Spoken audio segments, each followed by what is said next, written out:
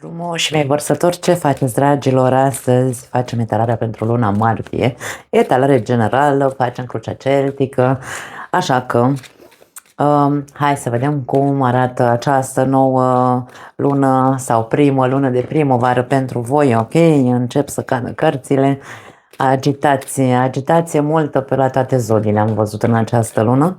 Bun, cum spuneam, etalare generală, țineți cont de acest aspect, luați doar dacă rezonează ceva cu situația voastră, dacă nu, lăsați mesajele aici, mergeți în altă parte și vedeți dacă găsiți prin alte părți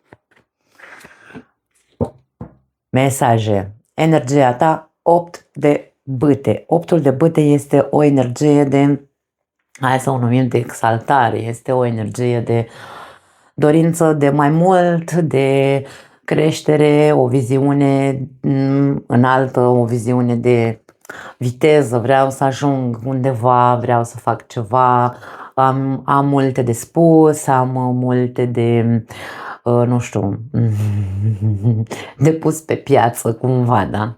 Hai să vedem la ce se referă. Este o energie care ne arată că ești foarte comunicativ în această perioadă, poate mai mult decât de normal, cu toate că vărsătorul vorbește foarte mult sau vărsătorul este foarte comunicativ. Viziunea lui este într-adevăr foarte înaltă, țintește foarte sus. Putem să vorbim de foarte mult online aici pentru unii dintre voi, interacțiuni, hai să le numim verbale, da? Situația, împăratul, wow! Aici avem o poziție de autoritate într-un fel sau altul. Este pentru mine împăratul arată eleganță, pentru mine împăratul arată un soi de încredere din asta construită, da? Pentru că împăratul este un constructor. Împăratul arată ceva solid și de aia spun o poziție construită, o încredere construită. Vărsătorul nu s-a născut cu încredere, ci s-a născut ce și-a construit-o. Da. De-aia spun o poziție de autoritate pentru unii dintre voi. Hai să vedem la ce se referă, că ne poate vorbi despre multe lucruri în legătură cu autoritatea. Marea preoteasă, ok. Foarte tare pentru cei care aveți proiecte, dragii mei. Și 2 de cupe. Dacă vorbim despre cei care aveți proiecte din astea care au legătură cu online, cu comunicarea sau cu scrisul, de ce nu, tot ce ține de scris, da? Comunicarea este verbală sau, mă rog, poate fi verbală, poate fi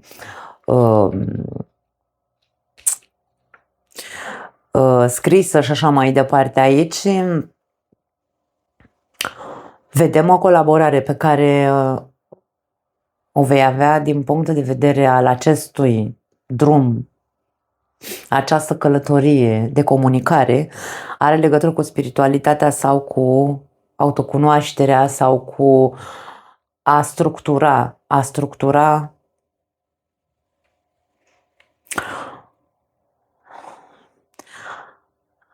a arăta o structură prin comunicare. Ca să dau un exemplu, nu știu, ai un proiect pe care îl vei promoționa pe rețele de socializare, acel proiect poate avea legătură cu o construcție sănătoasă din punct de vedere spiritual, poate avea legătură cu autocunoașterea, cum am spus, la fel cum și eu încerc să propovăduiesc foarte mult acea spiritualitate conștientă, acea structură spirituală sănătoasă, da? Cam asta, despre asta este vorba în ceea ce privește partea asta de proiecte. Dacă vorbim despre, hai să spunem, iubire, pentru că avem 2-ul de cupe aici, prezent, vorbim despre faptul că vărsătorul ajunge să fie foarte să se arate sau atitudinea vărsătorului în relația lui sau într-o posibilă relație față de un partener este una de putere personală, este una de dacă ești într-o relație vei fi mult mai serios și mult mai matur și mult mai asumat și vei spune ceea ce îți dorești, pentru că aici avem un 8 de bâte care ne arată faptul că vei spune multe lucruri, vei spune ce fel îți dorești să fie acea relație sau cum să fie acea relație pe viitor, cum să se construiască acea relație, într-o formă foarte matură, foarte acea autoritate despre care vorbeam este acea eleganță cu care spui răspicat, dar fin în același timp, îmi vine să zic. Transmiți mesajele într-un mod foarte structurat. Dacă e vorba despre o persoană nouă pe care o cunoști, din nou atitudinea ta este una foarte deschisă și foarte sigură pe ea și hai să spunem că pare că această relație începe cu dreptul, cum se zice la noi în România. Este vorba de foarte multă protecție. Ambele cărți, atât Marea Preoteasă cât și Împăratul, ne arată o protecție. Dar nu e vorba despre o protecție divină, atenție, da? Este o protecție prin care eu, cu atât de multă încredere pe care mi-am construit-o în interiorul meu, sunt capabil să intru într-o relație știind, practic, cum sau acum știu cum să ofer și să, pentru că aici vorbim de reciprocitate între două persoane, da? Afinitate multă. În momentul în care am cunoscut persoana cu care eu am o afinitate sau sunt într-o relație cu o persoană cu care suntem amândoi pe aceeași undă, aici tot ceea ce comportamentele noastre sau comportamentul meu este unul de siguranță și de protecție către partenerul meu, care merită să-l protejez, care merită să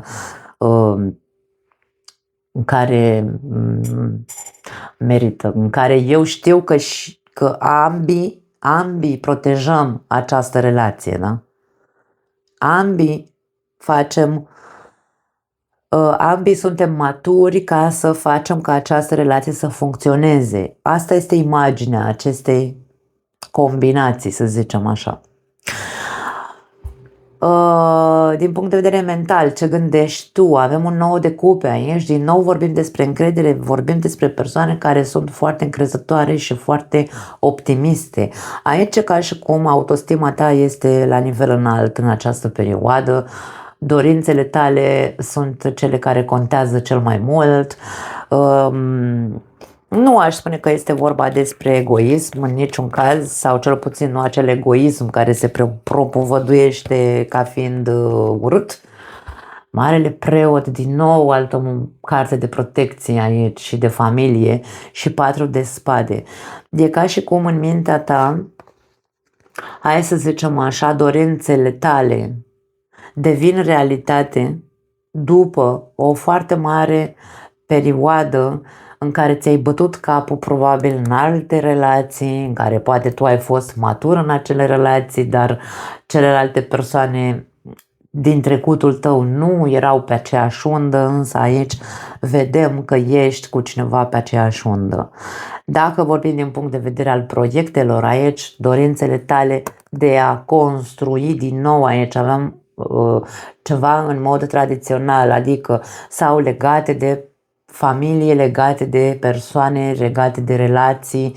Proiectul tău poate că are legătură cu această spiritualitate sănătoasă sau cu această dezvoltare personală ale relațiilor, sau nu știu dacă e corect spus, nu știu, autocunoaștere, fiecare să învățăm să îi înveți pe ceilalți să învețe, da? Să se comporte în relații ca să aibă relații sănătoase. Este un proiect cu care probabil ți-ai bătut capul de foarte mult timp, ai încercat să-l structurezi în toate formele posibile și aici vedem cum în sfârșit parcă s-a așezat în tine acea încredere, credință, marele preot, da? Credință că a meritat tot consumul energetic, mental pe care tu l-ai investit în acest proiect ca să poată să ajungă în sfârșit să-l pui cumva pe piață, pe online, să-i dai drumul și vom vedea ce va ieși. Important este că vedem că aici începe tot. În luna martie pentru vărsători începe tot. Foarte tare. În subconștient, doiul de spade. Poate că mai ai anumite lucruri pe care ori nu le vezi, ori refuzi să le vezi. 10 de bâte.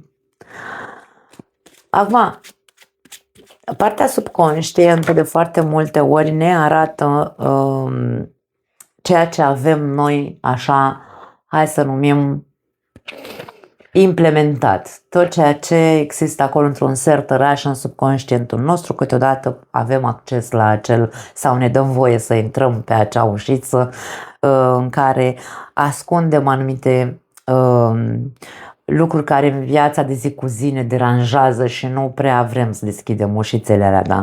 Și aici putem să vorbim despre așa ceva. Avem pajul de monede și regele de bâte. Ce este așa implementat în subconștientul tău? Probabil că această, hai să o numim, e un soi de greutate sau de stres, probabil foarte mare, în care zici, ok, proiectul ăsta, dacă e vorba despre un proiectul ăsta este foarte complicat de susținut, da? Dar cu doiul de spade e ca și cum nu vreau să mă centrez pe cât este de complicat. Vreau doar să fac pași mărunți în acest proiect, dar acești pași să aibă o finalitate de a-i inspira pe ceilalți în propria mea viziune, pentru că până la urmă și la coadă vărsătorul întotdeauna este un vizionar sau are o viziune diferită, ciudată față de restul lumii, da?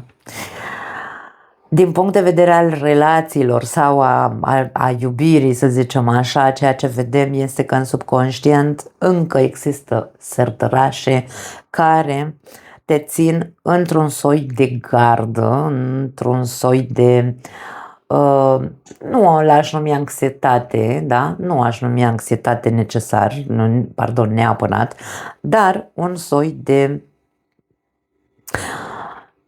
credință implementată cum că, băi, relațiile nu sunt ușoare. Dar eu cred că este un mod foarte sănătos în care s-a implementat în interiorul tău această credință. Normal că relațiile nu sunt ușoare, dragii mei. În relații învățăm cel mai mult în această viață și nu doar în relațiile de iubire, în tot felul de relații, da? Și de colegialitate la locul de muncă și la facultate, de exemplu, sau la școală și cu prietenii noștri și la piață te duci și te împiedici de cineva și nu știu, habar n-am, ceva ai de învățat acolo, da? E vorba despre asta. Dar, în același timp, eu insist că mie mi se pare că aici este un mod sănătos de a rămâne implementat în subconștientul nostru această idee că relațiile nu sunt ușoare, însă voința ta de a învăța din nou, pentru că pajii sunt învățăcei, ei învață și ăsta este cel mai concret sau cel mai, hai să spunem, cel care vrea să învețe cu adevărat și să facă lucruri concrete, într-atât încât să-și demonstreze, îmi vine să spun, în ciuda acestei credințe că relațiile nu sunt ușoare. Aici vorbim despre faptul că chiar dacă știu că nu e ușor, eu tot am tupeu, Domne, să mai încerc și voi încerca până când voi reuși să ajung acolo unde eu mi-am dorit. Bâtele înseamnă întotdeauna dorințe și cu un rege de bâte dorința este una majestuoasă sau una mare, să-i spunem așa, în care nu mă las până nu ajung acolo. Unde? unde vrem cu toții, să fim fericiți în felul nostru, depinde fericirea ce înseamnă pentru fiecare dintre noi, da? Însă aici, în ciuda greutății în relații, vărsătorul este dispus să investească încet și să învețe, să facă lucrurile din ce în ce mai bine. În trecut, regina de cupe, în trecut n-ai fost atât de sigur pe tine, în trecut, hai să spunem că regina de cupe este singura regină dintre toate care ne arată că este foarte atașată sau se atașează foarte mult sau este foarte deschisă din punct de vedere emoțional, se vulnerabilizează foarte mult din punct de vedere emoțional, ajunge destul de dependentă, să spunem, de un cert partener, da? Ok, hai să le luăm pe asta că vor să sară. Ia uite. Diavolul și 9 de bâte. Și ce să spun, atitudinea ta din trecut, fie în ceea ce te privește pe tine, pentru că nu aveai foarte mare încredere în tine, mă refer la autostima ta, da? Nu era foarte ok autostima ta, erai poate plin de frici, erai foarte nesigur pe tine, nesigur de proiectele, dacă vor ieși sau nu, pentru că aici când intervine frica asta care ne înțepenește, vedem tot timpul numai negativ, da, devenim pesimiști, desumflați așa și atitudinea cam asta a fost în trecut. Faptul că eu am simțit la început să transmit că vărsătorul și-a construit, da, nu a devenit peste noapte, și-a construit o structură sănătoasă a autostimei, aici îmi arată, de fapt, motivul pentru care vărsătorul a ținut să-și construiască această autostimă. Pentru că a fost foarte sau prea vulnerabil în trecut și s-a lăsat prea mult tras în jos, într-un fel sau altul, de fricile lui și de capcanele lui, de paranoia și de alte lucruri. Din punct de vedere al relațiilor, ceea ce vedem este că, așa cum am spus, poate a existat foarte multă obsesie în trecut pentru cineva anume sau relațiile pe care le-ați avut unii dintre voi au fost mai mult toxice decât sănătoase, a trebuit să stați foarte mult în gardă, să suflați în iaurt alături de celălalt. Au fost relații, aș spune, agitate, cu foarte multă patimă, poate cu foarte multă atracție fizică, magnetism foarte mult. Nu erau relații bazate pe inimă sau pe iubire. Poate din partea ta, da, dar nu din partea celuilalt cel puțin, pentru că a fost foarte complicat. Trecutul vărsătorului în relații a fost foarte complicat sau trecutul emoțional al vărsătorului a fost foarte complicat, plin de toxicitate, plin de probleme emoționale, plin de frici, plin de control, plin de dominare, plin de, nu știu, tot felul de lucruri nesănătoase, da? Wow! Ce poveste interesantă și frumos ceea ce văd aici în luna martie. În viitor, în 3 luni de zile, să zicem, începând cu luna martie, se deschide această poartă de siguranță, dar nu că se deschide, o deschizi tu, pentru că atitudinea ta este diferită în această perioadă. Vedem foarte multă construcție și foarte multă siguranță. Acest proiect pe care tu îl vei pune pe piață, că îl pui acum, că îl pui peste o lună, nu contează, va da roade și va aduce o bază, da? Sau vei construi ceva solid aici. Relațiile, pe relații la fel, relațiile voastre, dragii mei, vor fi solide și sănătoase, rezultatele vor fi foarte pozitive, aș spune.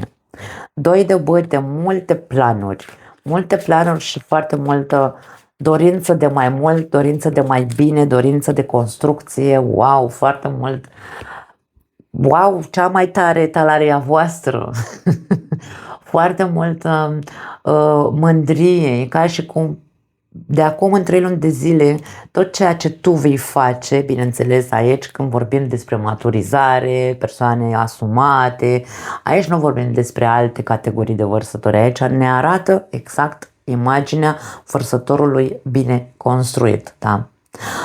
Domne, cu structura lui, cu rigiditatea lui, cu viziunea lui, dar toată această rigiditate, viziune și, hai să spunem, construcție interioară este legată de mai bine. Totul este legat de mai bine și când cineva își dorește mai mult și mai bine în viața lui, face eforturi și își asumă tot ceea ce face într-un mod matur și într-un mod, hai să spunem așa, nu stă în gardă pe protecție, ci știe pur și simplu că aia este protecția lui. Construcția lui, structura lui este protecția lui și atât. Și vedem aceste rezultate și această mândrie ca și cum vei fi extrem de mândru de tine că toată această atitudine a ta cu care ai pornit în această perioadă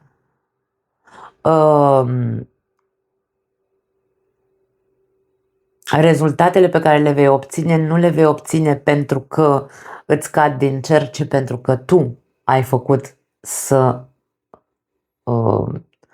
tu ai fost acel constructor, tu ai fost cel care e normal să culeagă,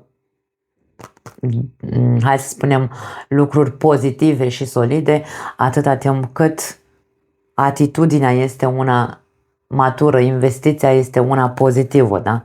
Așa că, dragă vărsător, eu te felicit, îți doresc tot binele din lume, să mergi în continuare pe aceeași undă, pentru că se vede o construcție sănătoasă.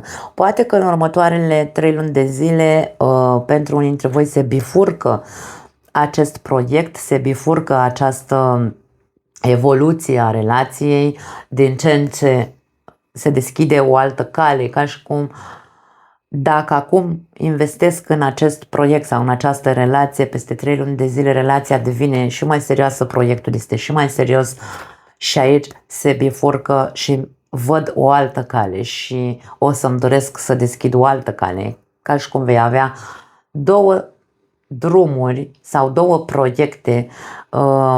De acum în 3 luni de zile vei mai pune pe piață un alt proiect, îmi vine să spun.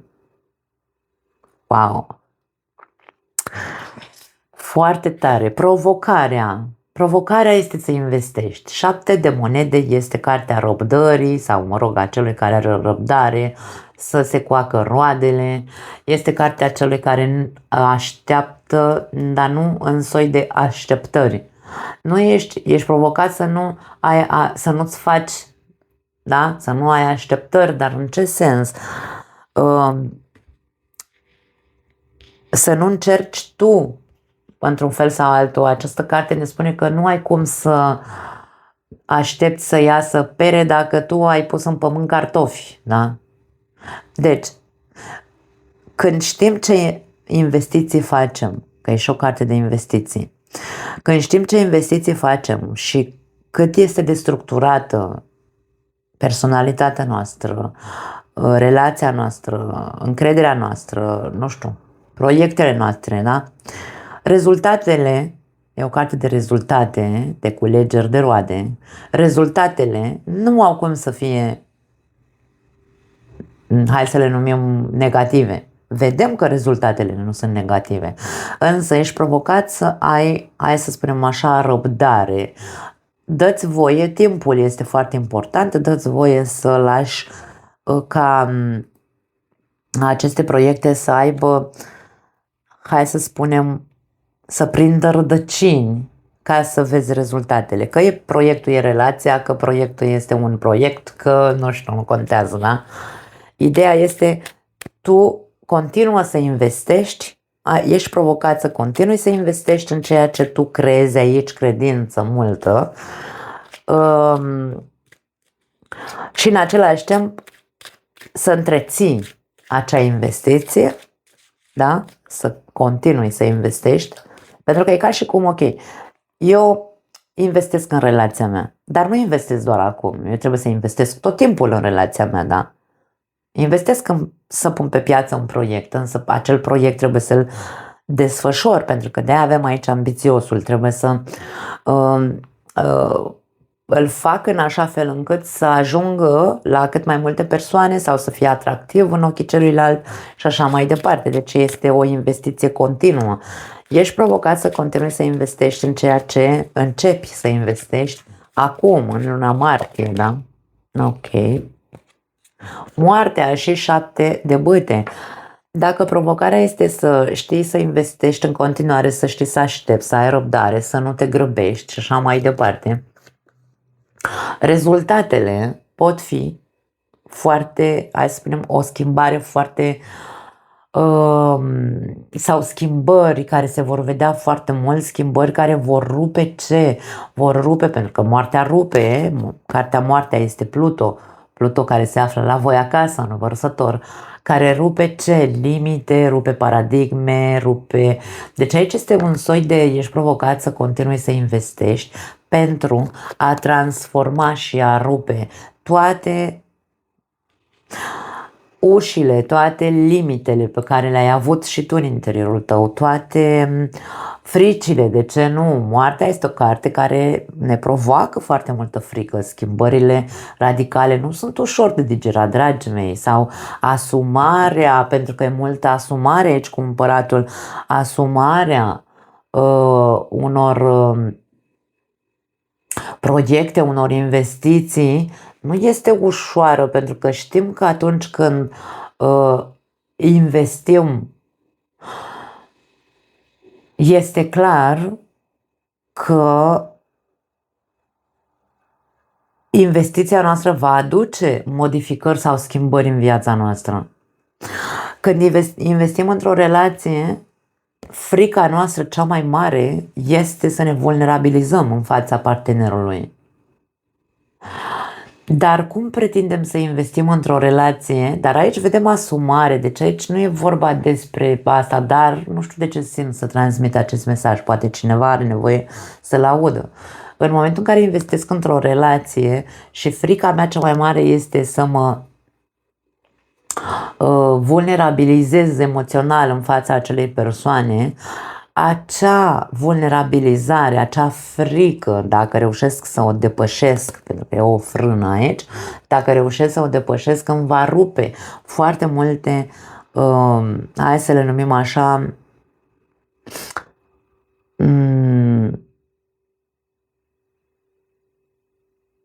rezultatele pe care le voi culege, dacă mă vulnerabilizez, vor fi transformatoare pentru mine, pentru că nu voi mai vedea de ce trebuie să stau în gardă lângă partenerul ăsta, când amândoi suntem la fel de maturi și amândoi ne dorim să protejăm această relație și amândoi ne dorim ca relația să crească sau să evolueze, da? Despre asta e vorba aici. Wow! Deci e ca și cum vi se spune, continuați să investiți, indiferent cât de departe veți ajunge cu relația, într-o relație niciodată nu trebuie să ne oprim din a planta lucruri, da? Din a investi în ea. Surpriza, 4 de cupe. 4 de cupe e o carte de analiză în principiu. Eu voi spun și cartea Moftul Rosului, dar hai să vedem. Nebunul, ok. Și Cavalerul de Spade. Bun, aici aș putea să spun că surpriza se referă la modul în care tu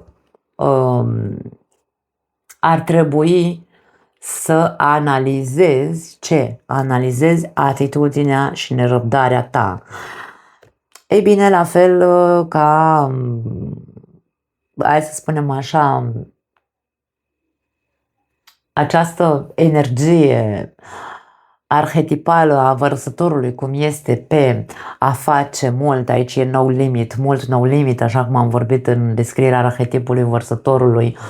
Când vorbim despre mult no limit, vorbim despre, bine, nu doar Vărsătorul, sunt și alte zodii, dar Vărsătorul fiind guvernat de Uranus, care întotdeauna îi dă acestui arhetip acea acel zvâc de a face, de a vrea acum, repede, cumva, da? Este ca și cum această surpriză încearcă cumva să... probabil că vor fi anumite evenimente în luna martie pentru unii dintre voi care să vă arate că trebuie să vă analizați această atitudine de nerăbdare, această atitudine de aventurier, mă arunc cu capul înainte, fie ce-o fi, nu mă gândesc la consecințe, poate mi-asum anumite consecințe, dar până vor veni consecințele, eu mă arunc cu capul înainte și aici este nu. Aici cumva acea atitudine trebuie revizuită, ți se spune autoanalizează-te pentru că există o surpriză este legată de o insatisfacție sau o desumflare, să o numim așa. Această persoană se vede că este cumva dezamăgită sau, nu știu, apatică, așa ca și cum, da, nu-mi place ce văd, nu-mi place cum merge treaba și așa mai departe și aici poate că iese din cauza acestei anxietăți, poate fi imaginea anxietății aici. Vreau să văd rezultate repede, vreau să văd cum crește proiectul meu, vreau să văd cum crește relația mea. Nu aici, ei, stai, vărsătorule, știm că vrei să vezi repede rezultatele, dar nu, stai cu minte, șezi blând. Concluzia, 7 de cupe. Ok, 7 de cupe înseamnă multe lucruri, dar hai întâi să-l clarificăm, să vedem la ce se referă în contextul ăsta ca concluzie, da? Pentru că, avem luna.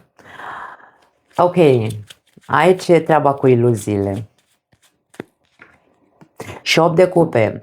Nu se pupă, da? Dar 8 de cupe ne clarifică destul de mult imaginea.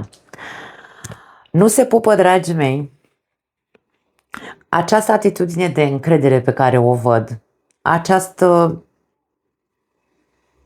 structură foarte bună a ta, cu ce nu se pupă? Aș spune cu această anxietate și nerăbdare. Dacă în această perioadă, da, în timp de 3 luni de zile, aș spune, vă autoanalizați și vă prindeți din zbor, ca să zic așa, în momentul în care vă domină anxietatea, aș putea să spun că aici se spulberă toate fricile, toate iluziile. Pentru că 8 de cupe, după cum am zis, ne arată faptul că se renunță la această, da? Această persoană pleacă. Ținând cont de faptul că prima carte care a ieșit este 7 de cupe la concluzie, ne poate arăta un scenariu de desumflare, un scenariu de dezamăgire sau deziluzie într-un fel sau altul, care poate provoca anumite frici. Însă, insist, dacă ne autoanalizăm și vedem că indiferent care sunt rezultatele, noi continuăm să investim acolo, cu riscul acestei vulnerabilizări, cu riscul acestei schimbări radicale, da? Acestor schimbări radicale care ne fac sau hai să spunem așa, da, ne provoacă să renunțăm la anumite limite, la anumite frici și ne analizăm sau ne autoanalizăm, ne autoobservăm în momentul în care ne apucă anxietatea. Aici toate aceste frici și desumflare va dispărea, nu într-un mod natural, tu vei renunța la ele și ca și cum te vei lăsa în poveste, te vei lăsa, îți vei da voie să vezi unde poți să ajungi cu proiectele tale, cu relația ta și așa mai departe. Foarte, foarte frumoase, ca și cum dispare, dar nu că dispare instantaneu, ci tu renunți la a te mai îmbăta cu apă rece, a te mai iluziona sau a-ți face tu telenovela ta. Aici e vorba despre ceva foarte Aici e vorba despre a rămâne în continuare în această atitudine serioasă, corectă și concretă și în această autoritate interioară, da? Și cu mult respect, aici mult respect, împăratul arată respect, marea preoteasă, marele preot, aici vedem multe alte imagini, să zicem așa, ale acestei combinații. Atâta timp cât am încredere, atâta timp cât am credință, atâta timp cât îmi folosesc puterea personală și știu